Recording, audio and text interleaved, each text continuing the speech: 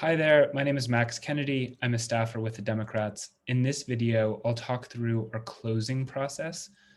Closers are super important to make sure that we are responsive to voters, that we're continuing to engage in conversations.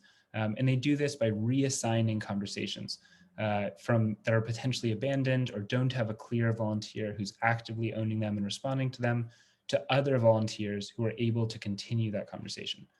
So to give a specific example, let's say I volunteered and sent out a bunch of messages from 9 a.m. to 11 a.m. And then I go on with my day. I send out all these messages, I had a few conversations, but there might be folks who were working during that time or who didn't check their phone who respond to me after 11. In that case, I'm not there to continue those conversations, and potentially those voters won't get a response. Our data shows pretty clearly that the faster we're able to respond, the more likely a voter is to continue that conversation, the more likely that voter is to volunteer, to show up to an event, and to turn out to vote. And so we want to make sure that we're engaging as much as possible and as quickly as possible with all of these voters. So for that specific example, the way we would solve that is with closing. A closer would go in, they would realize that I, Max, am no longer actively sending replies, and they would move my conversations sometime around 11 when I finish volunteering to another volunteer so that we can continue those conversations and continue engaging with those voters. Very importantly for the voter, it's a totally seamless experience. The conversation continues with the same phone number. We could introduce that it's a new volunteer, or we could just continue the conversation, and it's a totally seamless experience for them. If you haven't used ThruText before, I'd highly recommend watching our signing video or a backend video, or reaching out to someone on the team to get an overall tutorial. In this case, we'll dive right in to focus on closing. So closing happens in the conversations window. And just to provide a quick overview, we see a list of senders on the left-hand side. So we see a reassign, this conversation, Carolina, Elise, Kate, and Max, myself. And the way that we close is actually by reassigning conversations either from individual users to individual users, or using this bulk reassign feature, we can grab them from all the users at once and then dole them back out. There are two, so again, the two ways to grab conversations are to go individually. I could start here. This will reassign just from me because I've selected myself as a sender and then I'm pressing reassign. Or if I do it here, I could reassign, reassign some, status, any. This will reassign any conversation that fits our criteria. So in this case, I could do reassign everything that's not started, where we didn't even start the conversation, or reassign everything that needs a reply, where a voter reached out to us and we haven't sent a response back. And then we could select who we're reassigning to right here. So those are the two main ways to grab conversations. And then there are also two ways to send those conversations back out. And we'll walk through each of those. So to give more examples, let's say we were doing bulk reassign, or sorry, let me start over. There's two main ways to close. One is very manually, where we're individually reassigning between people and we're selecting specific volunteers who we know are active to receive those conversations. So let's say, I'm sitting here with Carolina and I know she's active and I know, Max, myself, I'm about to head out. I could say reassign all, reassign to Carolina. When I press reassign, you can see the 35 messages that were assigned to me are now all assigned to Carolina. Because she's continuing to volunteer, she'll continue to own those. This is a pretty straightforward process, but at scale, it's hard because we could have lots and lots of senders and we want to make sure we're responding to all of them. And so if we're doing it on an individual basis, it can be hard to track which volunteers are active, which volunteers are ready for replies, and it takes some time. The alternative way to do this would be, let's say Carolina is now done for the day. I could reassign all of these conversations, any, to AA reassign. AA reassign is a dummy account. It's not a real person. This is not someone's name.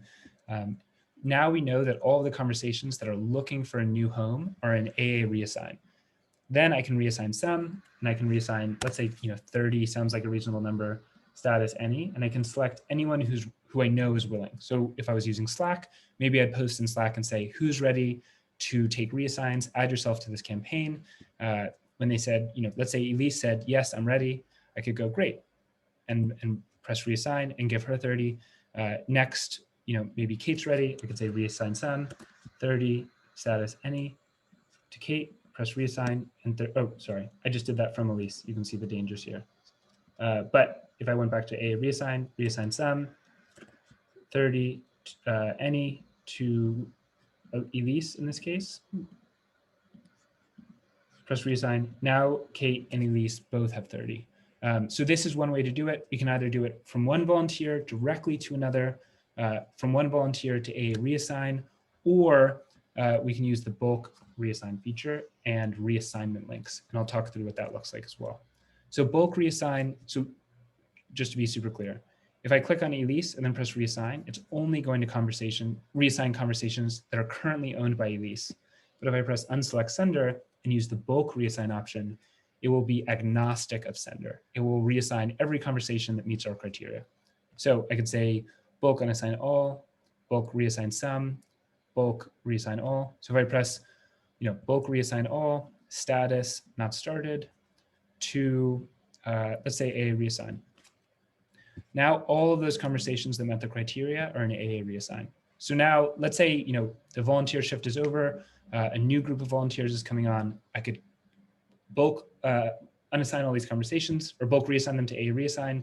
And then as people mark themselves as ready to take conversations in Slack or by email, by whatever process the program is using, we could then reassign right from here, reassign some, reassign 20, select the status. You could either do all or just conversations that need replies, and distribute those back out to whoever is actively there and ready to send out these messages.